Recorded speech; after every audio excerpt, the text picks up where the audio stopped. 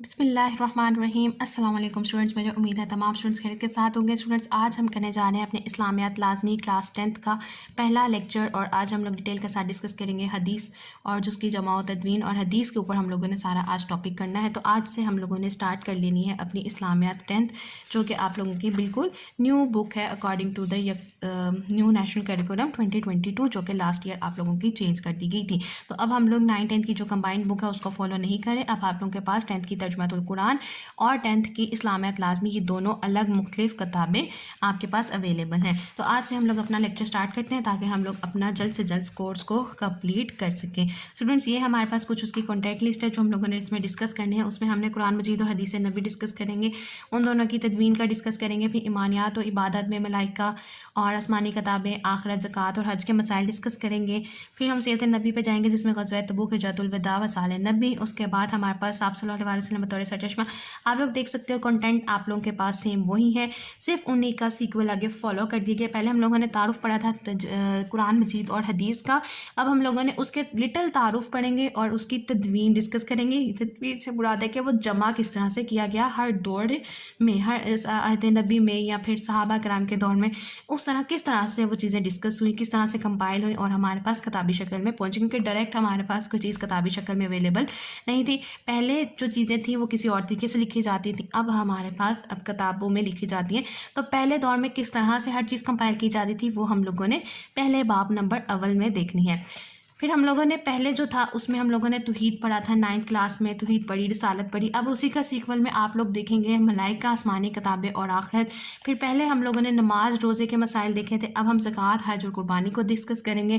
اسی طرح آگے ہی ان فالو کریں گے، کچھ غزوات آئیں گی، کچھ خطبہ حجۃ الوداع آئے گا، آپ صلی اللہ علیہ وسلم کا وصال کے بارے میں پڑھیں گے۔ پھر کچھ ہم لوگوں نے معاشرتی احکامات کو ڈسکس کریں گے، سود کے اوپر دیکھیں گے، جہاد کے پڑھیں گے، اور ہمیشہ کی طرح چند ہم لوگوں نے جو شخصیات پڑھی تھی 9th میں، اسی طرح سے آپ لوگوں کے پاس اس میں بھی 7 ٹاپکس اس میں موجود ہیں جو کہ آپ لوگوں نے پڑھنے ہیں۔ اس میں حضرت انس آئیں گے، حضرت جابر، حضرت عمرو بن العاص، حضرت امام زید بن علی آئیں گے۔ صحابیات میں آپ کے پاس 2 صحابیات آئیں گے۔ علماء میں کچھ ایک علماء کے بارے میں ڈسکس کریں گے۔ تو یہ کمپلیٹ چیزیں ہم لوگ آہستہ آہستہ ڈسکس کرتے جائیں گے۔ یا آپ لوگوں کے پاس ترجمۃ القرآن کے بارے میں ڈسکس کیا ہوا ہے جو کہ ہم آلریڈی پڑھنا سٹارٹ کر چکے ہیں، آپ لوگ ادھر سے کنسلٹ کر سکتے ہو۔ ہمارے پاس جو لیکچر سٹارٹ ہوگا وہ آج سے ہے پیج نمبر 2 سے، حدواست اور تدوین حدیث کا دور اول پڑھیں گے، اور دور اول میں ہمارے پاس آئیں گے عہد نبی صلی اللہ علیہ وآلہ وسلم اور عہد صحابہ کرام رضی اللہ تعالیٰ عنہم۔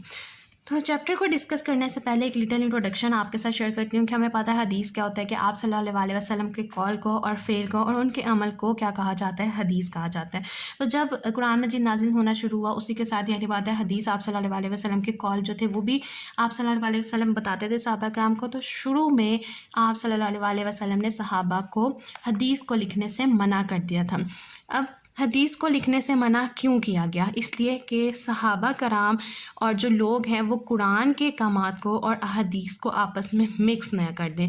تو کچھ ٹائم کے لیے آپ صلی اللہ علیہ وسلم نے صحابہ کرام کو اور لوگوں کو حدیث لکھنے سے منع کر دیا، حدیث کی کتابت کرنے سے منع کر دیا، کیونکہ اس وقت قرآن کی کتابت جاری تھی، تو حدیث کی کتابت سے روک دیا گیا تھا تاکہ دونوں کی چیزوں کے احکامات کو مکس نہ کر دیا جائے۔ کیونکہ حدیث ہمارے پاس قرآنی احکامات کی تفصیل ہے، اس کے اوپر آپ صلی اللہ علیہ وسلم نے قرآن کے ہر ایک حکم پر، ایک کام پر عمل کر کے دکھایا، وہ ہمارے پاس حدیث آ جاتی ہے۔ اور پھر کچھ ٹائم کے بعد جب ایک صحابہ نے پوچھا اور آپ صلی اللہ علیہ وسلم کو بھی یقین ہو گیا کہ اب جو ہے وہ لوگ آپس میں چیزوں کو مکس آؤٹ نہیں کریں گے، آپس میں قرآن کو اور حدیث کے احکامات کو الگ الگ انہیں یقین ہو گیا کہ وہ سمجھ چکے ہیں، تو اب انہوں نے اجازت دے دی آپ صلی اللہ علیہ وسلم نے کہ حدیث کی کتابت شروع کر دی جائے، حدیث لکھ سکتے ہیں، کیونکہ آپ صلی اللہ علیہ وسلم جو بھی کہتے ہیں وہ وہی الہی ہوتا ہے۔ آپ صلی اللہ علیہ وسلم اپنی خواہش سے کچھ بھی نہیں کہتے، اور یہ ہمارے پاس سورہ نجم میں بھی اللہ تعالیٰ نے ارشاد کیا ہوا ہے کہ آپ صلی اللہ علیہ وسلم جو بھی کہتے ہیں، میں اکثر مفہوم شیئر کر رہی ہوں، وہ کچھ نہیں کہتے، وہ وہی الہی ہوتی ہے، آپ صلی اللہ علیہ وسلم کا حکم ہوتا ہے، یعنی کہ زبان مبارک آپ صلی اللہ علیہ وسلم کی ہوتی ہے، لیکن جو الفاظ ہوتے ہیں، جو حکم ہوتا ہے، وہ اللہ تعالیٰ کی طرف سے آیا ہوتا ہے۔ یہ انٹروڈکشن جو آپ لوگوں کے ساتھ شیئر کیا، اسی طرح عہد نبی میں بھی ہوئی۔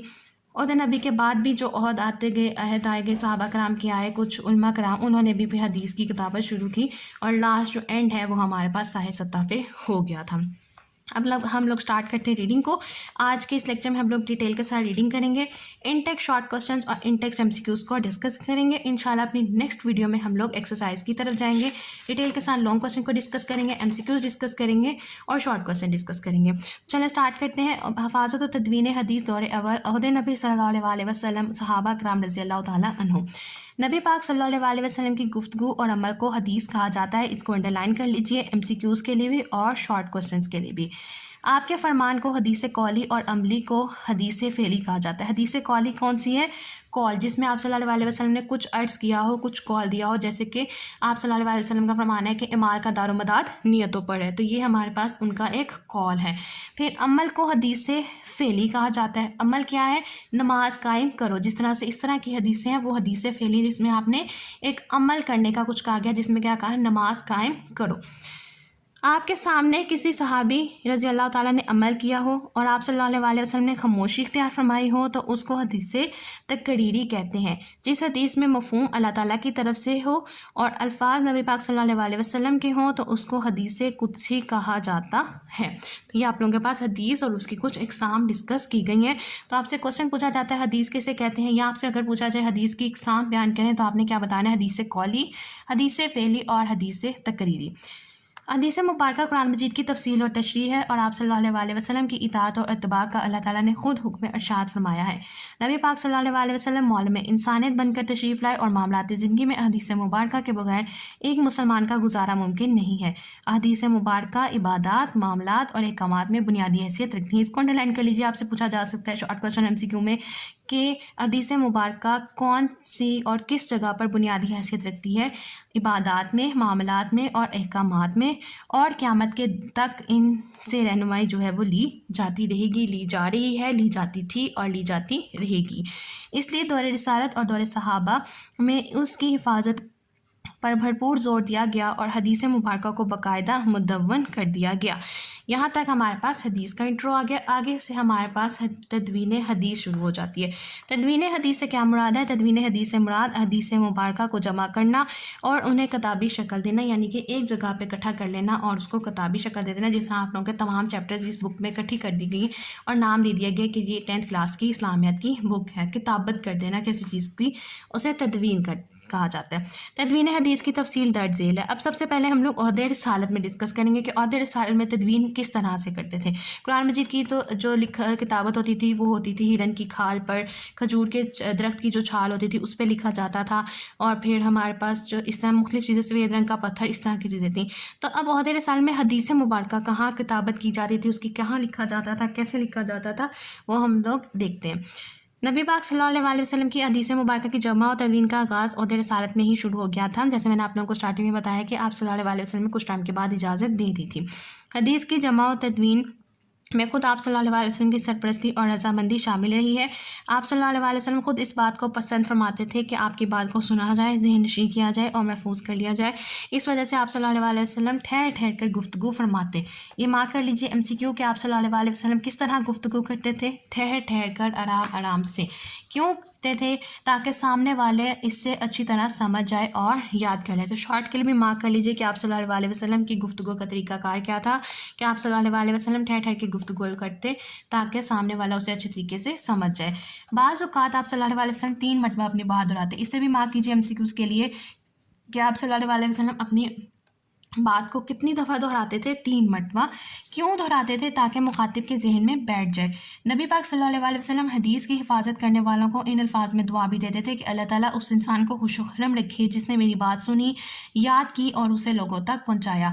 तो यहाँ से आपसे पूछा जाता है कि हदीस के मुतालिक आप सल्लल्लाहु अलैहि वसल्लम सहाबा कराम के लिए क्या दुआ फरमाते थे? शॉर्ट क्वेश्चन में तो आप लोगों ने सुनन नबी दाऊद की हदीस नंबर 3660 कंप्लीट लिखनी है कि अल्लाह ताला उस इंसान को खुशखरम रखे जिसने मेरी बात सुनी, याद की और लोगों तक पहुँचाया, यानी कि तबलीग की। सहाबा कराम रज़ी अल्लाह ताला अन्हु नबी पाक सल्लल्लाहु अलैहि वसल्लम की हदीस मुबारक को हिफ्ज़, तहरीर और रवायत करने का बाकायदा एहतमाम फरमाते थे। सहाबा कराम क्या करते थे? यह भी आपसे पूछा जा सकता है शॉर्ट क्वेश्चन में कि सहाबा कराम हदीस मुबारक के लिए किस तरह का एहतमाम फरमाते थे? हिफ्ज़ करते थे, उन्हें तहरीर करते थे और रवायत करने का बाकायदा एहतमाम फरमाते थे। दौर रिसालत में सहाबा कराम के पास हदीस मुबारक को महफूज करने के 3 बड़े ज़राए थे। अब कौन कौन से ज़राए हैं वो भी मार्क कर लें, जिनमें सहाबा कराम का हदीस मुबारक को हिफ्ज़ करना, लिख لکھ لینا اور اس کے مطابق عمل کرنا شامل تھا۔ نیکسٹ میں کیا کہتے ہیں، آپ صلی اللہ علیہ وسلم نے صحابہ کرام کی حوصلہ افزائی فرمائی کہ وہ آپ صلی اللہ علیہ وسلم کے فرامین کو یاد رکھنے کے ساتھ ساتھ تحریری صورت میں بھی محفوظ کریں۔ چنانچہ آپ صلی اللہ علیہ وسلم کی زندگی ہی میں حدیث نبوی کو کتابی شکل میں محفوظ کرنے کا سلسلہ شروع ہو گیا۔ رسول پاک صلی اللہ علیہ وسلم کے وصال کے بعد صحابہ کرام رضی اللہ تعالیٰ عنہ کی بڑی تعداد نے اس عمل کو اپنی زندگی کا مشن بنایا تھا۔ تو یہاں تک ہمارے پاس عہد رسالت ہے۔ آگے آ جاتے ہیں۔ عہد رسالت میں حدیث مبارکہ کی کتابت اور تحریر کی متعدد شہادتیں کیا کیا چیز اور کس کس طرح سے کمپائل کی گئی۔ سب سے پہلے ڈسکس کرتے ہیں دعوت نامے اور خطوط جو آپ صلی اللہ علیہ وسلم نے تبلیغ کے لیے دوسرے ممالک میں بھجوائے تھے۔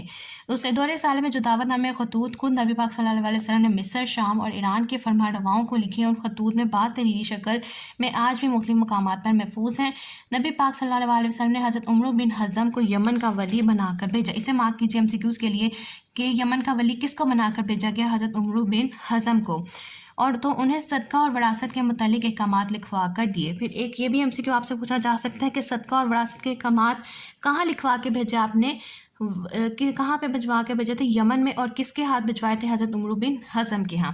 اسی طرح نبی پاک صلی اللہ علیہ وسلم نے مختلف علاقوں سے زکوٰۃ وصول کرنے کے لیے جن لوگوں کو روانہ فرمایا تھا ان کی رہنمائی کے لیے زکوٰۃ کے تفصیلی احکامات لکھوا کر دیے۔ یہ کام باقاعدہ تحریری شکل میں صحابہ کرام کے پاس موجود تھے، اور روایت میں یہی آتا ہے کہ ابھی تک استنبول اور مختلف جو پرانے میوزیمز ہیں ادھر یہاں پہ خطوط اور دعوت نامے اور احکامات جو آپ صلی اللہ علیہ وسلم نے خود اپنے ہاتھ مبارک سے لکھے تھے وہ ابھی بھی موجود ہیں۔ بعض صحابہ کرام کے پاس حدیث نبویہ کے ذاتی نسخے موجود تھے۔ صحیفہ صادقہ، یہاں پہ آپ سے پوچھا جا سکتا ہے کہ صحیفہ صادقہ کسے کہتے ہیں؟ دور رسالت ہی کا ایک مجموعہ حدیث تھا جو کس نے مرتب کیا؟ جو حضرت عبداللہ بن عمرو بن عاص رضی اللہ تعالیٰ عنہ کا مرتب کردہ ہے۔ اسے مارک کر لیجیے۔ آپ سے پوچھا جا سکتا ہے کہ حضرت عبداللہ بن عمرو کی تالیف کون سی ہے؟ صحیفہ صادقہ۔ یہاں سے پوچھا جا سکتا ہے صحیفہ صادقہ کے مؤلف کون ہے؟ حضرت عبداللہ بن عمرو۔ اس کے علاوہ حضرت ابو ہریرہ کا بھی ہمارے پاس صحیفہ ابو ہریرہ ہے۔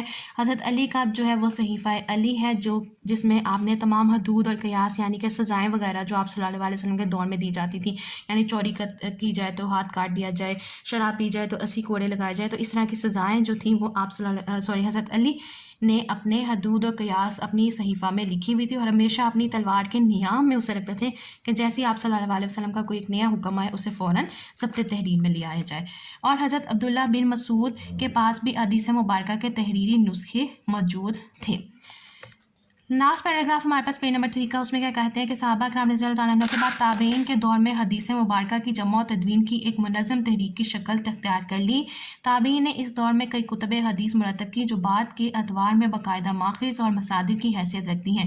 اسے مارک کر لیجئے کہ کس چیز کی حیثیت رکھتی ہیں؟ ماخذ اور مصادر کی۔ حدیث نبویہ کی جمع و تدوین کے حوالے سے یہ تمام کوششیں ذاتی نوعیت کی تھیں۔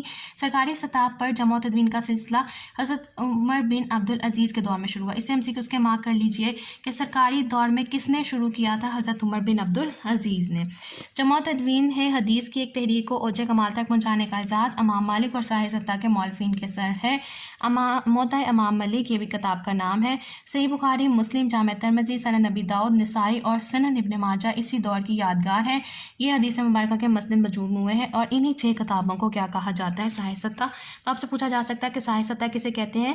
صحیح ستہ حدیث کی 6 مشہور کتب کو کہتے ہیں، یا آپ لوگ کہیں لکھ بھی سکتے ہو اپنے سائٹ پہ کہ صحیح ستہ مشہور حدیث کی 6 کتب کو کہا جاتا ہے۔ ان 6 کتب کے نام صحیح بخاری سے لے کے سنن ابن ماجہ تک آپ لوگوں کے پاس دیے گئے ہیں۔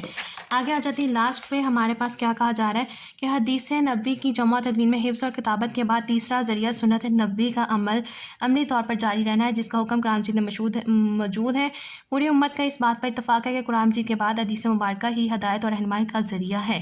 اللہ تعالیٰ نے فرمایا سورہ حشر کی آیت نمبر 7، اور جو کچھ رسول صلی اللہ علیہ وسلم تمہیں عطا فرمائے تو اس سے لے لو، اور جسے تمہیں منع فرمائے تو اس سے رک جاؤ۔ یہ آپ کے پاس کیا آ جاتے ہیں جی؟ آپ کے پاس سورہ حشر کا احکام جو اللہ تعالیٰ نے بیان کیا ہے۔ لاسٹ پہ کیا کنکلوڈ کریں؟ جمع و تدوین حدیث کی پوری تاریخ پر نظر ڈالنے سے واضح ہوتا ہے کہ اللہ تعالیٰ نے قرآن مجید کے ساتھ حدیث نبوی کی حفاظت کے بھی خصوصی اسباب مہیا فرمائے ہیں تاکہ قیامت تک اہل ایمان اس پر عمل پیرا ہو کر دنیا و آخرت میں کامیابی حاصل کر سکے۔ تو یہ تھا جی ہمارے پاس جمع و تدوین حدیث کی ریڈنگ، اور اس میں ہم نے دیکھا کافی سارے MCQs اور شارٹ کوسچنز جو ہیں وہ ان ٹیکسٹ بنتے ہیں۔ مجھے امید ہے اسٹوڈنٹس آپ لوگوں کو آج کا لیکچر سمجھ آیا ہوگا۔ آج ہم نے ریڈ آؤٹ کیا، آپ لوگ بھی ڈیٹیل کے ساتھ دیکھیں۔